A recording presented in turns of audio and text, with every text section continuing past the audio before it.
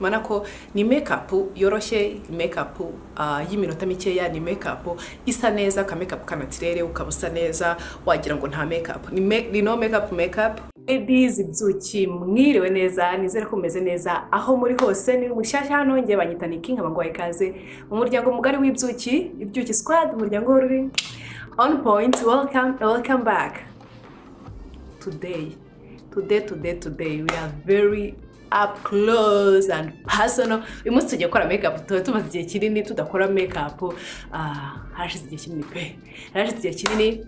Let me know in the comment section ese warukumbuye makeup sessions na Niki. Uyu munsi ngiye kubakorera navuga ngo makeup routine iri easy y'umutangizi wakora buri munsi, wabugiye ukazi, wabugiye hehe, kakantu ka real quick juste kugira ngo use neza. Tutatinze rero nagusaba niba utarakora subscribing kugira ngo ugire updated igihe cyose na uploadinze video nshyashya. And yeah, reka tangire video. Ibyuki murabona ko rero nta makeup mfite habe namba, namaze koga, ndamoisturizinga bla bya byose, nshyiraho na sunscreen. Ubu noneho ngiye gutangira nkoresha primer ndi gukoresha ni ya Maybelline yitwa Baby Skin.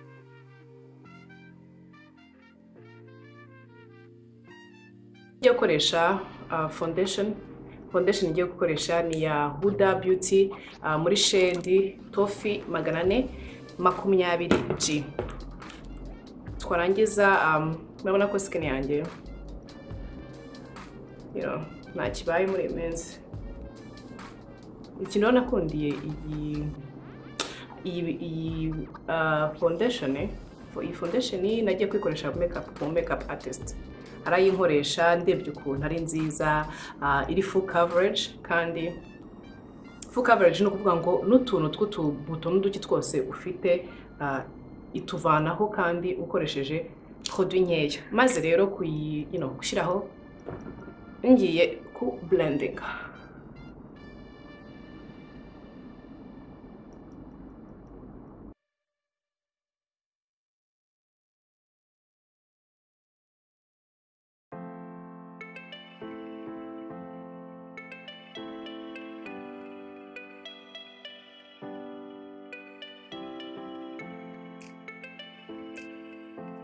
Murabona ko rero navuga ngo kushe ya mbere cyangwa se kushe ya mbere navuga ngo iby'ingenzi ya matashi nifite hano murabona ko yagabanutse.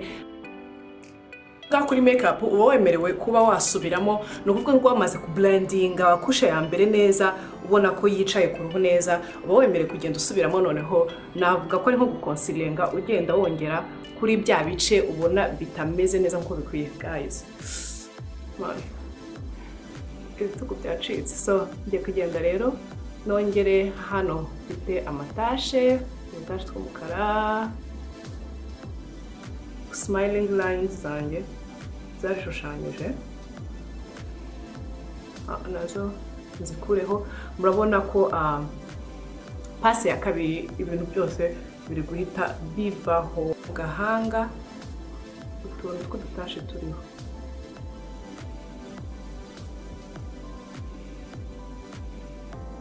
Urabona ko reka dukore kano kari hano, urebe ukuntu gahita kabura. Nicyo nakundiye iyi foundation, lightweight, ntabwo nyine uyishyiraho.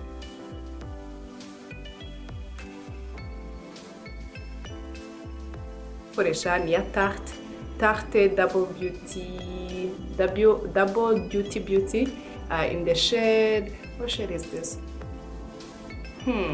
Medium tan sand.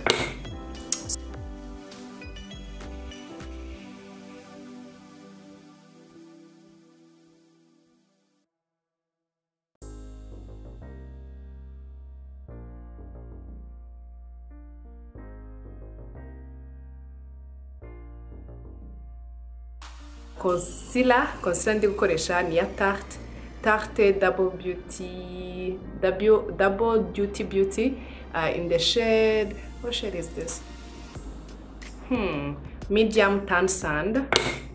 So maze rero mbere rero yo kuyiblendinga ikintu nkora ndabanza nkashiraho na niba ndi gukontwaringa nka kontwaringa kugira ngo bijyanirane bigire vuba. So yeah, ndakoresha palette ya Maka ya muri yitwa Proconceal and Correct palette ya NC45 NW45 NC40 NW55. So yeah, murabona ko udushade nkoresha nkontwaringa twashe.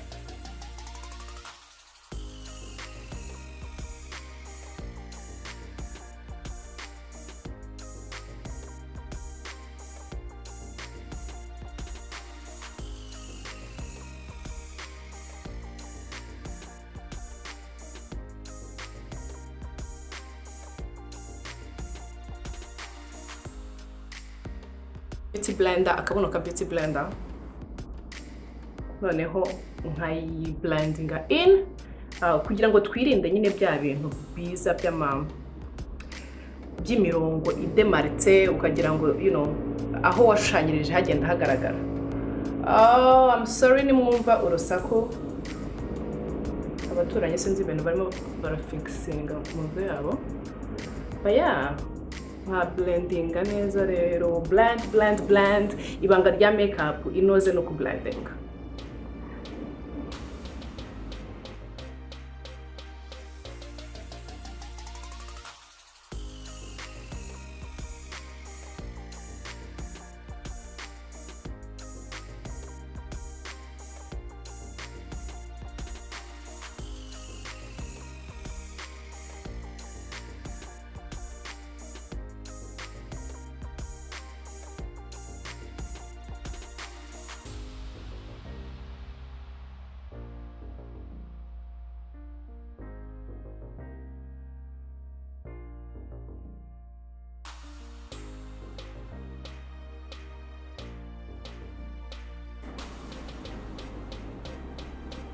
So yeah, ibyuki maze rero ku blendinga in contour, maze ku blendinga in concealer. Igikurikiyeho rero ni ugusettinga highlighter zo munsi kugira ngo itaza kumuvinga, kugira ngo ntaza kubira ibyuya ahantu henshi muze kuri ibyo hano mu gahanga bene ahangaha hano ku zuru, ahandi nyine shaka kugira ngo haze kuba hameze neza.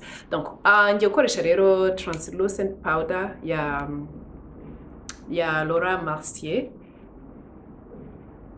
Laura Mercier settinga ibintu byose.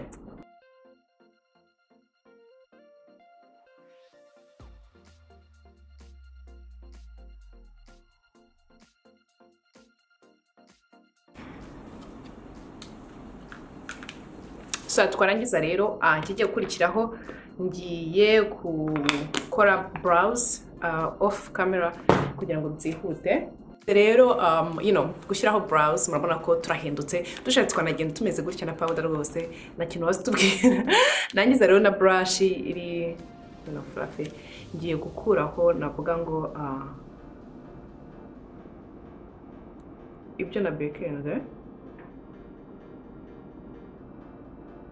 ekuraho ibyo na bekenze kugira ngo noneho navuga dufinalize face yacu. Na brush yindi ngiye gukoresha powder ngiye gukoresha ni ya MAC Studio Fix NC43 niyo shade yanjye. Noneho setting hahandi hose handi hari hasigaye, no kuvuga aho nasize nari nahashyize poudre kugira ngo naho mpumutse nihaze kugira aho hajya.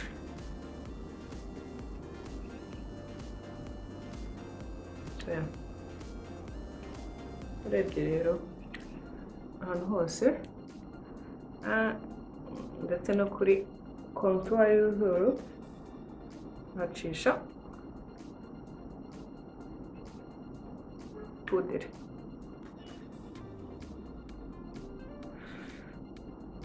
Ngiye gusettinga rero makeup yanjye, ndakoresha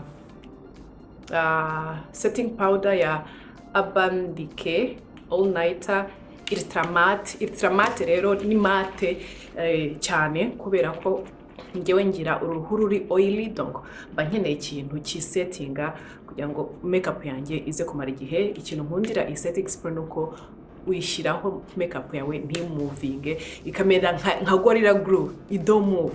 Like the makeup, it doesn't move at all. Kandi nta nubwo transferringa, ni handi ushaka guhobera nk'umuntu wambaye ishati y'umweru ntaje ikintu kimusigaraho kuri kivuye kuri face yawe. It's really nice. So rero kwa makeup ya buri munsi ntabwo dukora amaso akabije. Ndakoresha iyi Painted Desert 90 ya Morphe. Ni set irimo amabara 9. Ndakoresha iyi shade yitwa Bucket List ni ngiyi niyo ngiye gukoresha, ariko ndabanza nkoreshe iyi ngiyi yitwa Horizon ifite nabwo ngo nagakara kari netre. Ngiye kubanza juste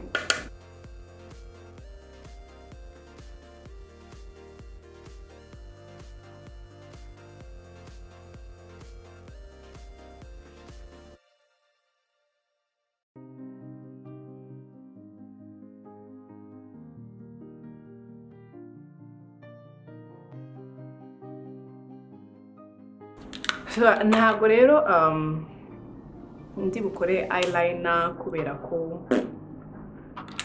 mfite lashes ndende. Aha rero niho ushobora gukoresha eyeliner ka eyelining ntuze yawe amaso yawe.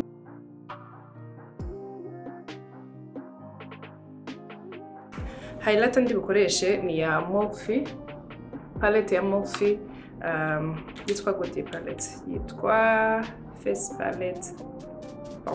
Nazi nigira iyi palette ngiye gukoresha rero nuko nguko palette imeze imbere. Ngiye gukoresha iyi ngiyi ya highlighter. Sinzi ntabwo ushaka kwambara blush kubera ko ari look y'amanywa.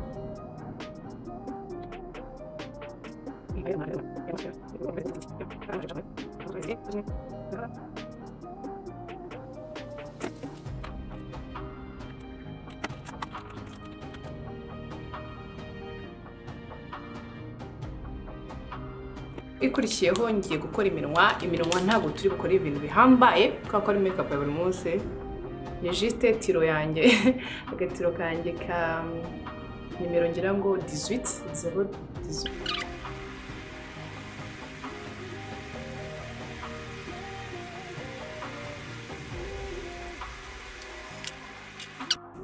Lip gloss niyo koresha naka Fenty, aka lip gloss ka Fenty muri shade Taffeties.